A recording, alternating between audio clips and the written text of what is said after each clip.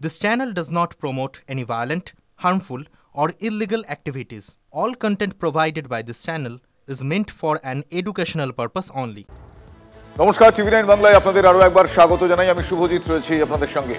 তৃণমূলের মঞ্চ খোলা নিয়ে সংঘাতের পর আবারও সেনা পুলিশ সংঘাত, মুখোমুখি তারা বলা যায়। সেনা ট্রাক থামায় কলকাতা পুলিশ। রাইটার্স বিল্ডিং এর সামনে মুখোমুখি সেনা ও কলকাতা পুলিশ। বিপজ্জনকভাবে চালানো হচ্ছিল সেনা ট্রাক। পুলিশ সূত্রে খবর, সেনা ট্রাকের পিছনেই ছিল সিপির গাড়ি। লালবাজারে যাচ্ছিলেন কলকাতা পুলিশ কমিশনার। ট্রাফিক আইন না মেনে ভুল লেনে ঢুকে পড়ে সেনার সেই ট্রাক, এমনটা কলকাতা পুলিশের দাবি। ক্লোজ সার্কিট ক্যামেরা একটা ফুটেজ আমরা আপনাদের দেখিয়েছি। বুঝতে পারেননি এমনটা সেনাকর্মী তিনি দাবি করেছেন। সিগন্যাল খোলা ছিল তাই এগিয়ে যায় ট্রাক, এমনটা সেনার তরফ থেকে দাবি। পিছনেই সিপির গাড়ি ছিল সেটা জানা ছিল না বলে সেনা বলেছেন, সেনার তরফ থেকে জানানো হয়েছে। হেয়ার স্ট্রিট থানায় পুলিশ অফিসারদের সঙ্গে কথা হয় সেনা আধিকারিকদের। আলোচনার পর ওই ট্রাকটি ছেড়ে দেওয়া হয়। ফোর্ট উইলিয়ামে ফিরে গিয়েছে সেনা ট্রাক।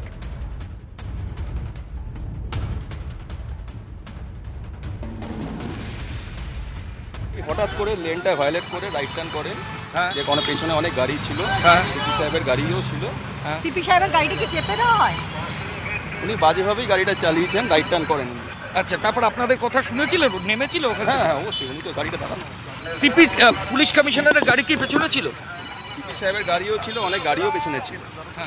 মানে এটা কি মানে সিপি সাহেবের গাড়িতে লেগে যেতে পারতো, এরকম পরিস্থিতি তৈরি হয়েছিল কি? হ্যাঁ, আরও তো গাড়ি ছিল, অনেক গাড়ি ছিল, লেগে যেতে পারতো। এই জন্য গাড়িটাকে আমরা সাইড করেছি। ওনাদের যারা ঊর্ধ্বতন কর্তৃপক্ষ তাদেরও জানিয়েছে। মানে খুব রাশ ড্রাইভিং ছিল? খুব র্যাশ ড্রাইভিং বলা যাবে না, কিন্তু डेंजरसली डाल दिए निয়েছেন। तो इधर से गाड़ी हमको उधर खड़ा करना था, तो यहाँ पे तो उधर जाने के लिए रास्ता नहीं है, यहीं से टर्न होंगे। तो पीछे से कमिश्नर साहब था, हम लोग गाड़ी जस्ट चक्का खाली घुमा था खाली, और कमिश्नर साहब पार हो गए। तो उनको थोड़ा सा डिस्टर्ब हुआ होगा, इसीलिए गाड़ी को खड़ा किए। और बाकी कुछ नहीं। ओवर स्पीडिंग था? ओवर स्टीम नहीं था, मैं तो यहाँ उतरने वाला था, तो ये तो स्लो था गाड़ी। लेकिन अब तो वो लेन पे था ना? हाँ, तो यहाँ पे पार्टीशन है, हमको तो ना ध्यान नहीं पड़ा कि हमको तो इधर ही जाना है, रेड लाइट है।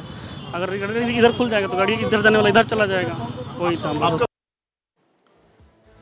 এই বিষয় নিয়ে বিজেপির কি মতামত, তৃণমূল কংগ্রেসের কি মতামত, আমরা ব্যাক টু ব্যাক শোনাব।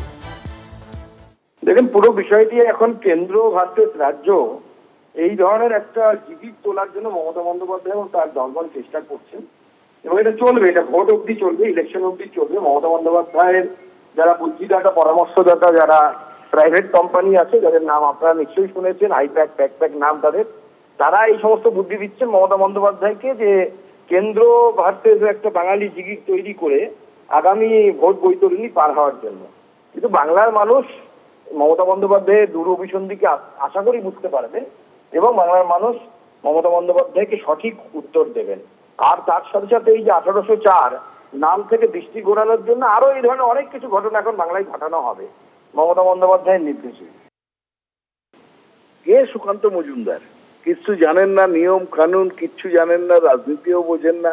আর টাকা উপহার যদি হয়, আমি আপনাদের প্রশ্ন করছি, তার জন্য দায়ী কে? কেন কেন্দ্র আর্মিকে কাজে লাগাচ্ছে স্থানীয় ব্যাপারে? আর্মি চিরকাল রাজনীতির বাইরে থাকে। এই মোদী সরকার কেন আর্মিকে জড়াচ্ছে? সামরিক বাহিনীকে কেন পলিটিক্সে জড়ালো? কোনোদিন তো হয়নি এ পর্যন্ত। আর্মি চিরকাল রাজনীতির বাইরে থেকেছে। আর রাজ্যের আইন শৃঙ্খলা রাজ্য দেখবে, সেটা যাই হোক না কেন। এর আগে তো শুভেন্দু অধিকারী নিজের কনভয় নিয়ে বারবার আইন ভেঙেছেন। আর এখন যদি আর্মিও আইন ভাঙে, ট্রাফিক রুল ভাঙে, তো তাদের বিরুদ্ধে ব্যবস্থা নেবে না? 100 বার নেবে। দরকার হলে ড্রাইভারকে জেলে ভরবে।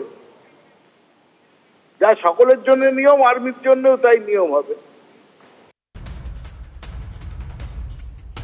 সেনার গাড়ি আটকানোর পর আইনি পদক্ষেপ পুলিশের। সেনার গাড়ি চালকের বিরুদ্ধে মামলা পুলিশের।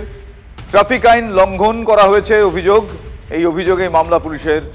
বিপজ্জনকভাবে গাড়ি চালানো হয়েছে, এই ধারাও যোগ করা হয়। আমার সহকর্মী সুশোভন রয়েছে। সুশোভন, কোন কোন ধারায় মামলা রুজু হয়েছে, কি কি অভিযোগ এক্ষেত্রে আসলো? দেখো, একেবারে যেটা বলতে হবে সেটা হলো যে মোটর ভেহিকেল একটা বিপজ্জনকভাবে গাড়ি চালানো, এই ধারাতেই মূলত মামলা রুজু হয়েছে। এবং ইতিমধ্যেই কিন্তু পুরো বিষয়টা যে জানা হয়েছে এবং কি ঘটনা ঘটেছে এবং বিপজ্জনকভাবে ড্রাইভিং করা, সেই ধারাতেই মূলত মামলা রুজু হয়েছে। কেন বিপজ্জনকভাবে? যে রাস্তা সেই রাস্তায় রাইট টার্ন নেই, অর্থাৎ যদি সেই রাস্তায় কোনো ব্যক্তি ট্রাফিক ভায়োলেশন করে রাইট টার্ন করতে যান তাহলে কিন্তু যে কোনো মানুষের বিপদ ঘটতে পারে।